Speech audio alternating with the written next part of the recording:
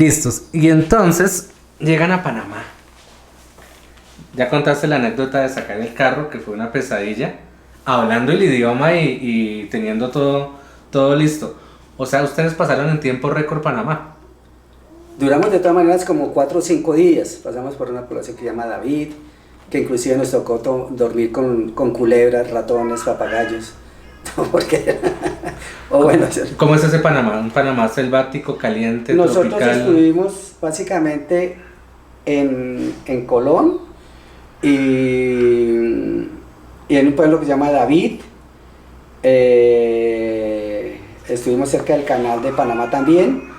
Y de lo que le decía que nos tocó dormir con culebra y todo eso fue porque allá en el pueblo que se llama David, me acuerdo porque tiene el mismo nombre de mi hijo, entonces una familia se dio cuenta, como tenemos la camiseta, eso es chévere porque la gente le ve la camiseta, reconoce y dice, ¿y ustedes qué están haciendo? Entonces uno le explica y que se conecta uno con la población, también eso es muy chévere. Sí. Entonces se dice, no, pues chévere, entonces venga, quédense en nuestra casa, nos invitaron a la casa, bueno, listo. Son súper amables. Sí, nosotros nos quedamos acabándolos de conocer. Entonces era de una tienda que era de animales exóticos que había acabado de cerrar por algún motivo. Pero los animales estaban ahí. Cerraron el almacén, pero llegaron todos a la casa. Entonces nosotros allá durmiendo con papagayos, culebras, ratones, todos esos animales raros allá. Todos.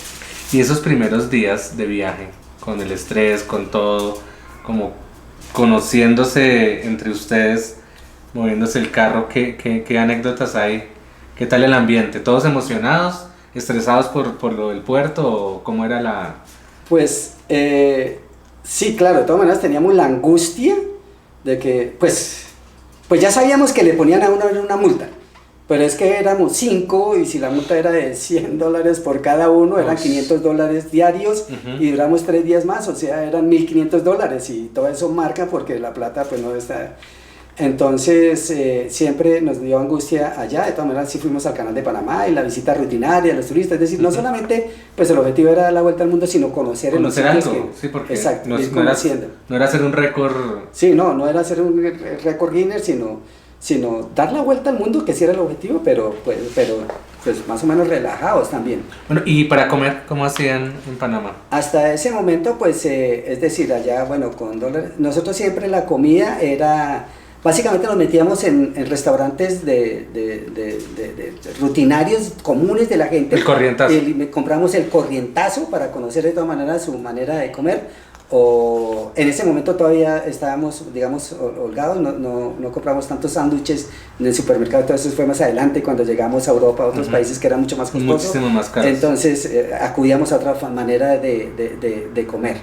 Pero no había inconveniente, pero sí fue una de las cosas que Asís Carr nos recomendó mucho, sobre todo en China, de las comidas, ¿no? De no meterse uno a cualquier lado cuando yo era el más desordenado, más desorganizado y tuve muchos chascos por eso.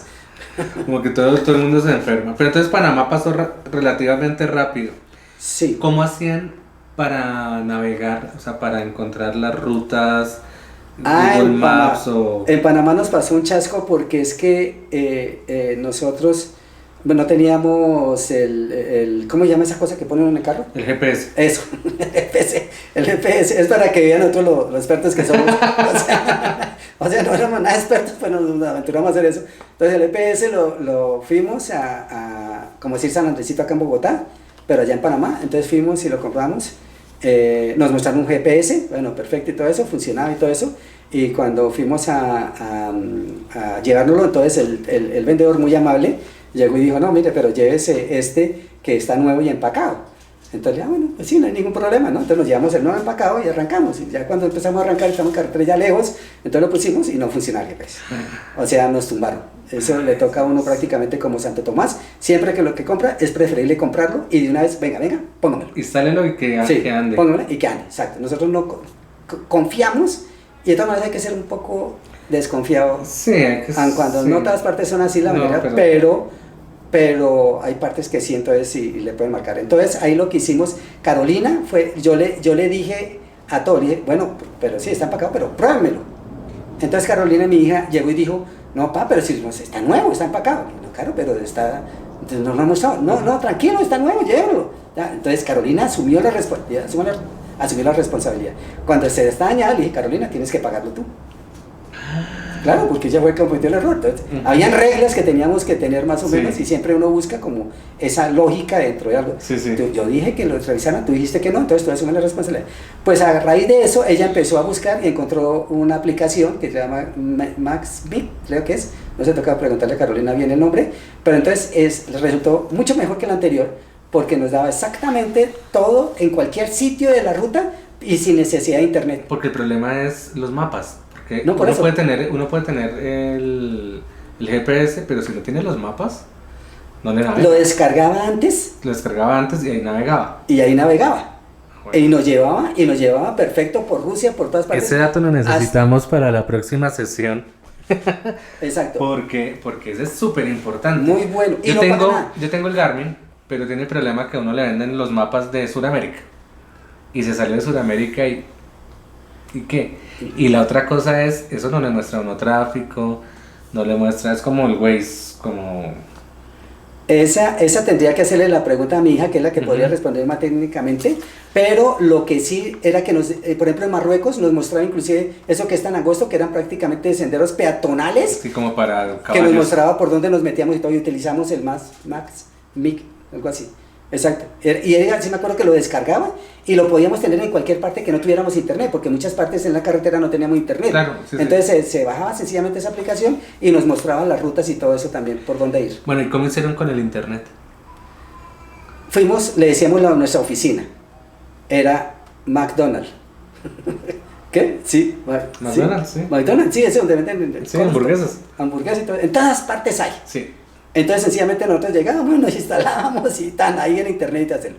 En los hostales pues sí también siempre había internet, wifi, internet, entonces básicamente era ahí, internet, llamadas internacionales no era necesario y WhatsApp sí lo puede utilizar en cualquier lado. En el McDonald's. ¿Y compraron tarjetas SIM para los teléfonos? Sí, en cada país se compraba una tarjeta para cambiar a los teléfonos. Ok, entonces pues tenían para llamar y navegar. Sí. Fácil comprar, porque yo he visto... Sí. En Ecuador, por ejemplo, si uno no es nacional, si no tiene cédula, no le venden. No, es que en Ecuador nos pasó, por ejemplo, en Bolivia, por ejemplo, que la gasolina, si tú eres de allá, te vale, por decir, $1, pero si eres extranjero, te vale $5. Sí, o sea, es muchísimo. doble, sí. Una cosa así. Y que hay varios países donde están haciendo eso. Al final tiene su cuento. Entonces, hay pocas anécdotas de Panamá. Ahí fue poquito el tiempo y cruzaron la frontera. Sí. ¿Siguieron a Costa Rica? Costa Rica. La Suiza latinoamericana.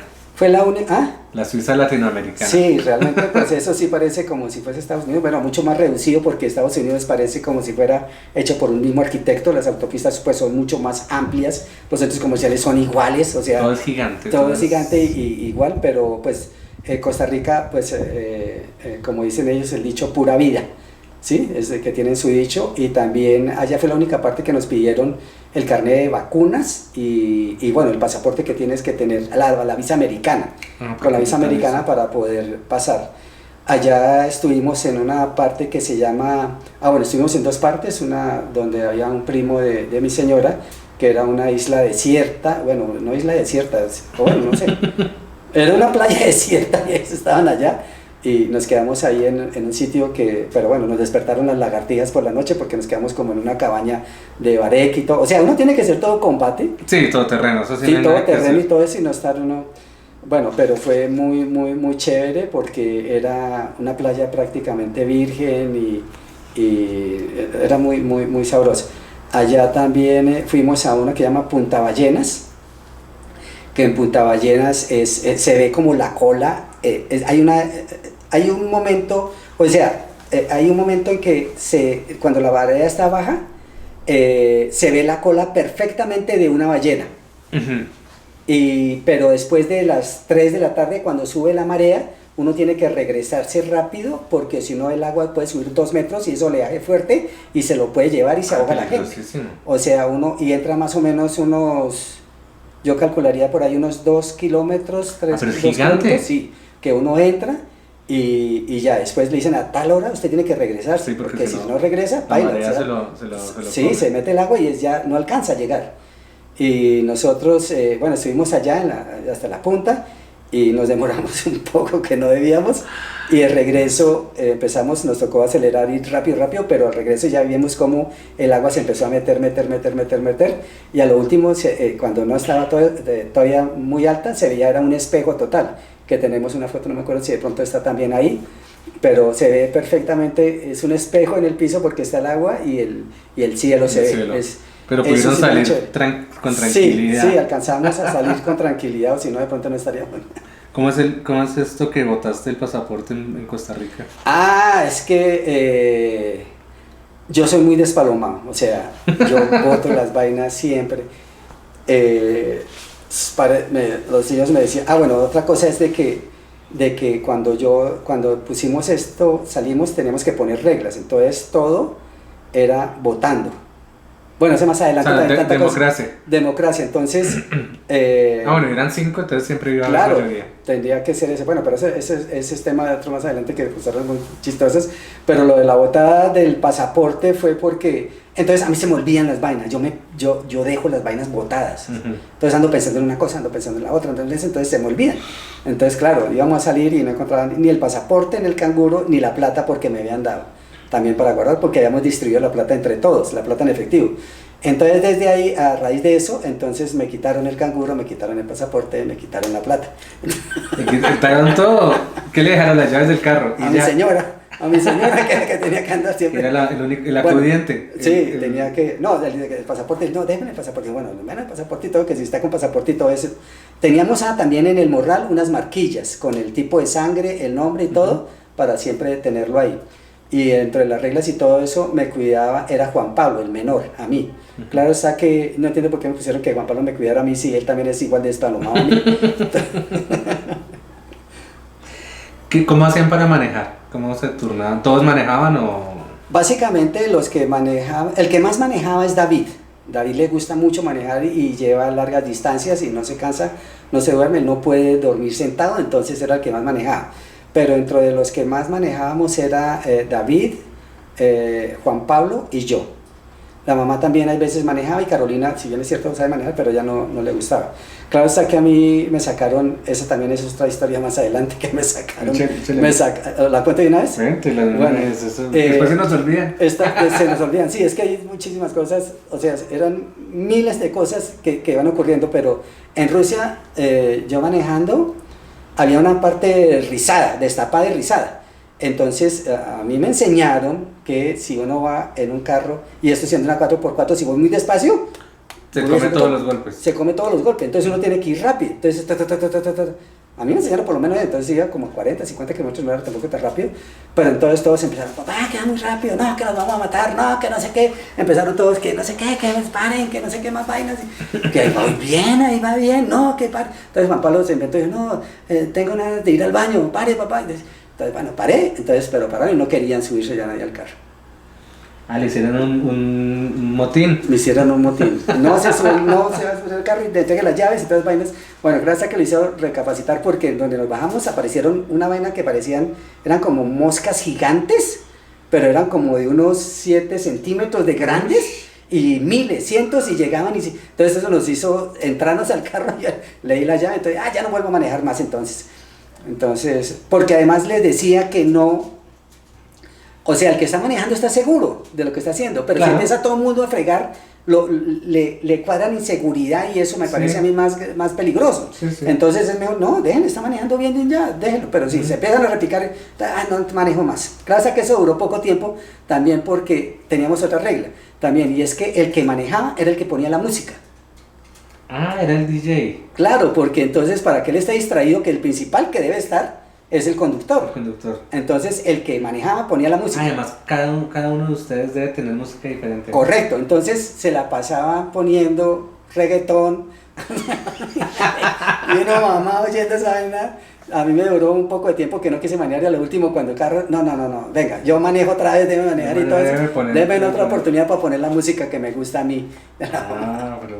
Pero la manejada era básicamente así. ¿Las carreteras buenas? ¿Panamá y Costa Rica? Sí, en términos generales sí, pero en Costa Rica pasaba una cosa simpática y era que era peligroso cuando iba uno a pasar un puente. O sea, un puente me refiero a que pasa una quebrada o algo y de pronto tiene un sardinel a un lado y un sardinel al otro, pero eso no lo tiene uno mucho en la mente, a ver, porque son, por ejemplo, un puente, pero son 5 o 6 metros de largo.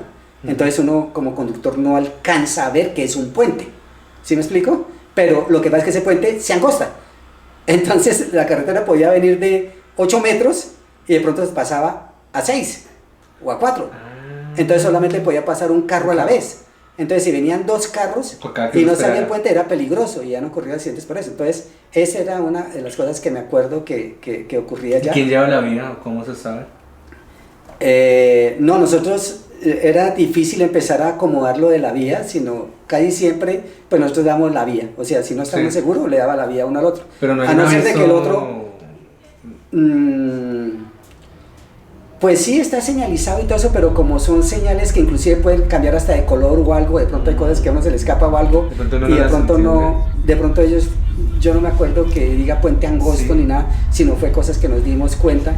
Por ejemplo, aquí el que, si no estoy mal, una de las cosas también que vimos allá también era de que aquí en Colombia, por ejemplo, el que lleva la vía es el que va subiendo, ¿sí? Porque se puede colgar, ¿cierto? Sí, no dice que me regañen los de tránsito porque está mal, pero creo que el que va subiendo es el que lleva la vía.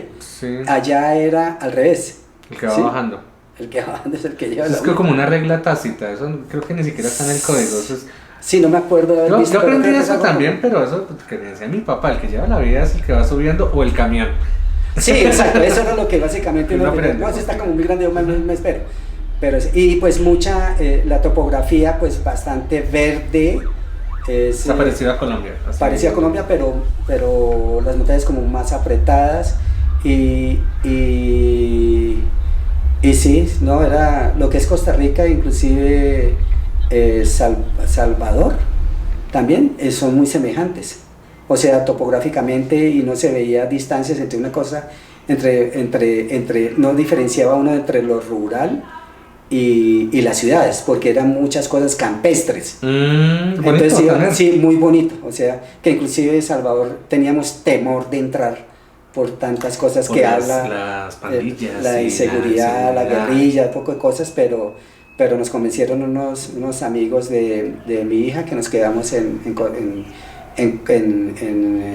Honduras, de que podíamos pasar y que no había problema y todo eso, entonces lo hicimos sí, fue una experiencia bonita. Pues lo que dicen realmente es que el problema está en las grandes ciudades. Si uno se mete al centro de Bogotá, pues claro que lo pueden robar, pero si uno pasa por los pueblitos y eso, pues es tranquilo. Realmente no, eso es en todas partes del mundo. Eso no y nosotros no buscábamos como las urbes, el tumulto, la gente, el centro, no buscábamos eso. Buscábamos más bien los exteriores y todo eso. ¿Cómo era la dinámica cuando ustedes llegaban a un sitio? Tú me dices que manejaban hasta las 4 de la tarde más o menos, mientras que hubiera sol. Llegaban, se acomodaban, ¿y cómo era la programación? ¿Al otro día salimos a tal hora? ¿Era como tenían una hora para desayunar y una hora para salir o...? Sí, nosotros, exacto, nos acomodamos, no sé si dije, pero exacto, más o menos cuando entrábamos en ruta, en carretera salíamos temprano. Y siempre de día, porque la idea era conocer, y sin afanes también, o sea, pero tenía que desayunar y salir. Exacto, desayunar y salir, y si veíamos algo interesante parábamos, y veíamos algo dentro de la ruta por internet o algo que el día previo habíamos analizado, bueno, ahora vamos a ir de tal sitio, vamos a ver qué hay. Aquí hay algo cerquita bonito, vamos a visitar. Vamos a ver qué atractivos o qué cosas raras hay, entonces nos metíamos, entonces todos los días era programando, cuando nos metíamos en carretera, ver hacia dónde íbamos. Entonces, sí, siempre salíamos temprano para ganar la mayoría de luz día. A las 7 de la mañana ya teníamos que tener todo en la camioneta y manejábamos básicamente, si era la regla, hasta las 4 de la tarde. A las 4 de la tarde teníamos que estar en alguna población, ya buscando el patrocinio para el alojamiento. Porque no podíamos reservar en ningún lugar porque nosotros no sabíamos a dónde iba a llegar. Exacto, entonces era, cada día tenía sus bemoles, dónde almorzar, no sabíamos dónde comer. ¿Y todos muy bien coordinados? ¿Siempre estaban todos en punto a la hora de salida o siempre tenían que esperar alguno? Había, lo que pasa es que sí había esa conciencia de ser puntuales, y lo que pasa es que sí pusimos reglas también. Entonces, si en un momento determinado alguien no llegaba puntual, tenía que pagar una sanción.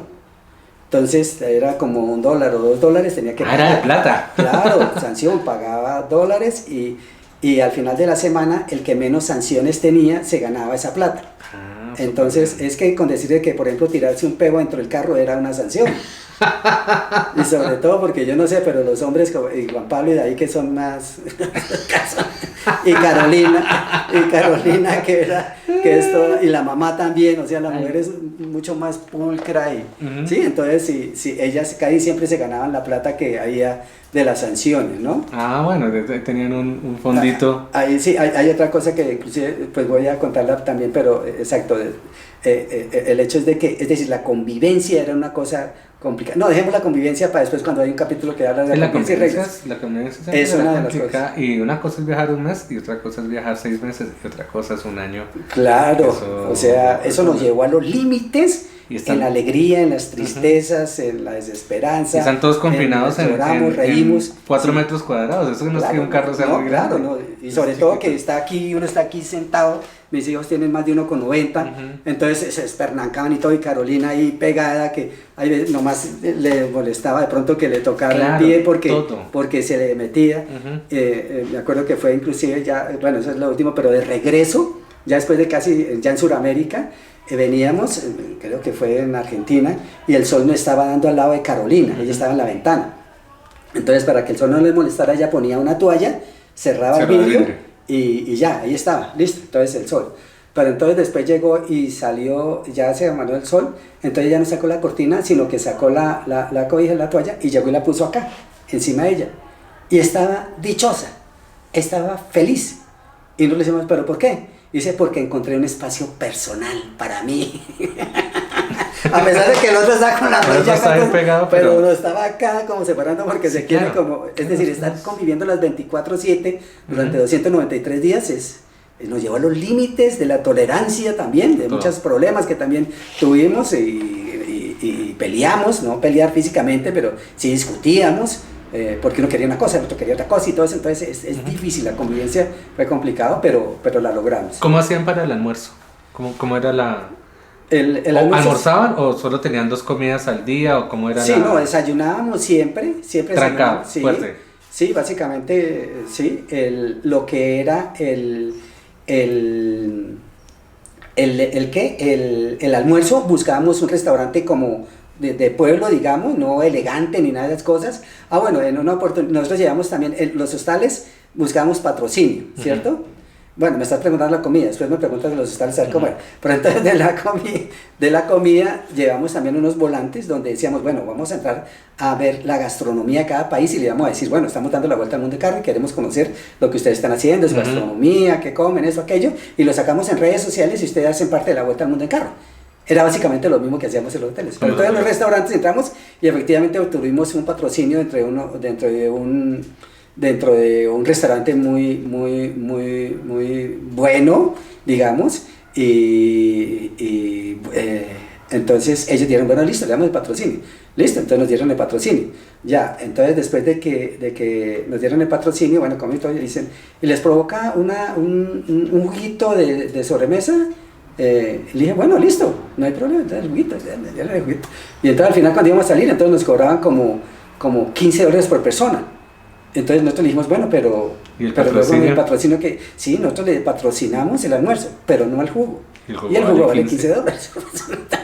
No era nada vos. Y sobre todo que es que se sentía uno como un poquito maluco ahí, porque es como pedir comida, entonces no es... Pedir no es tan fácil, pedir es... No, pedir es muy jodido, o sea, uno pedir es... El alojamiento era más chévere porque pues primero marcaba así una diferencia y segundo uno podía como conversar más con la gente, pero la comida era como, no sé, no nos gustaba mucho, entonces desde ahí decimos, no volvemos a pedir eso y llevamos unos volantes dando agradecimiento a los restaurantes, un volante de agradecimiento a los hoteles que nos daban alojamiento.